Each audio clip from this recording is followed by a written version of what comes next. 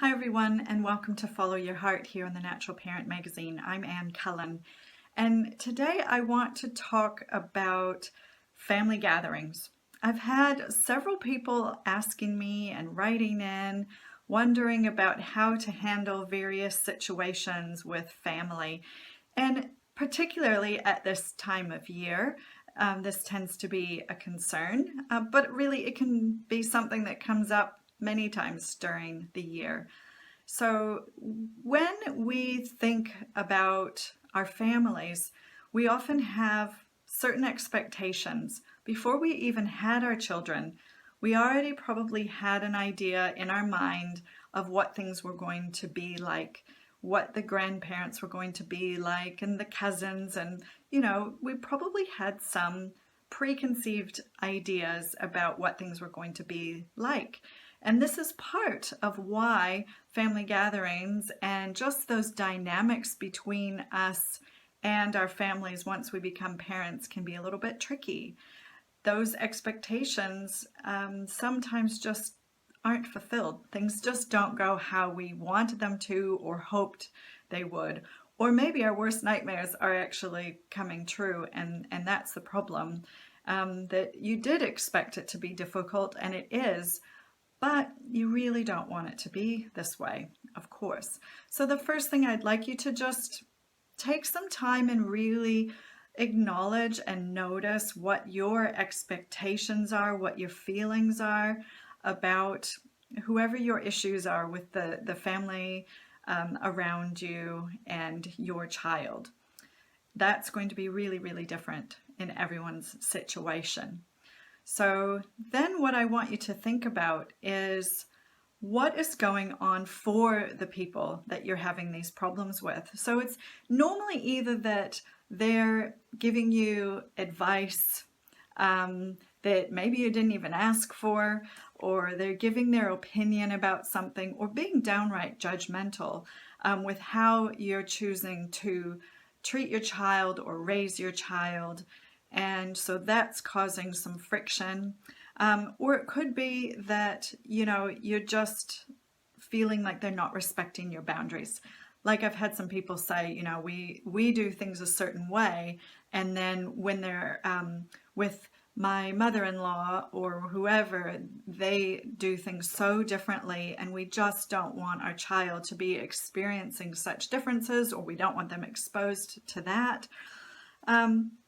So the first thing, once you've acknowledged what's going on for you personally and really noticed maybe what your feelings are and what your expectations have been, then it's maybe time to start voicing those. So saying to people as much as you can about how you're noticing you're feeling. So I'm not suggesting that you want to blame them for how you're feeling, but if you literally can use the words, I notice that I'm feeling really frustrated. It's not putting blame, it's just saying what you're noticing about yourself in that situation. Okay, so that's a really good place to start. Then it can be really helpful to actually say what you want to happen. And do this in a way as much as possible when you're not feeling that anger or frustration or whatever that feeling might be, so that you're going to, respond reactively. So if it means stepping away from the situation, planning out your conversations, rehearsing them maybe with your partner before you go to that family gathering, let's say, whatever you need to do so that when you're in the situation, you can be as calm as possible and not react in anger and not, resort to blaming and your own judging, but really step back and think, this person actually cares about my child. They care about me. And, really they do want what is best, but maybe their best or their ideas are just really, really different, perhaps really outdated even. So one of the things you can say is something like, oh, well, I know you're totally concerned that if I do X, Y, or Z, that my child is going to, be spoiled. This could be with maybe responding to their cries or, making, different choices than they made in their parenting. So to say, wow, I really do acknowledge how much you care about your grandchild, for example, just examples. But it's interesting because what we actually know is blah, blah, blah. And you could maybe bring in some research or something that you read or something that you understand and say, oh, yeah, I know. In the 80s when you were bringing up us, I know that was what they thought. And it's so interesting because now what the research is suggesting is this. And so now we have this information. So I don't know, maybe another 20 years from now when my child's raising their kids, then I'll be the one that's gotten it wrong. I don't know. But for now, I'm just doing the best I can with the information I have, just like I know you did the best you could with the information you had at that time. So that's just a little example, and it is a common one that happens.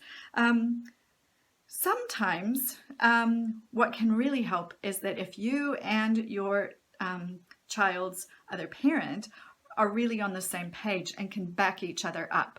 So if people see the two of you as a united front, no matter who they are, they're really going to respect your decisions a lot more than if they also see that the two of you are not in agreement. And I know this is another thing I get a lot of people writing into me about, is how to deal with spouses or partners or baby's dad or whatever. So a lot of these things can apply to that relationship as well. Obviously, it's on a slightly different level because it's your child's other parent. So we can talk more about that in another conversation. But remember, if you really do need to, you can set some very clear boundaries and say, if that continues to happen, if you continue to do whatever it is or act however they're acting, you can just say, as much as I wouldn't want it to be this way, we're just not going to be able to spend time with you. This isn't okay. So don't be afraid to set those boundaries, and in as loving way as you can. But let's face it, sometimes you just have to call the shots. The raising of your child is the most important thing you can do. And sometimes we just have to set really firm boundaries when it comes to making sure they feel safe and secure and loved, and all of that we really want for them. So please reach out if you want some support on any of these kinds of family issues or issues with your parenting partner, whatever it might be, and I can try and tailor my advice a little more specifically to your situation. But I hope that helped. Remember, we've got the Friday live Q&A coming to you 11 o'clock New Zealand time.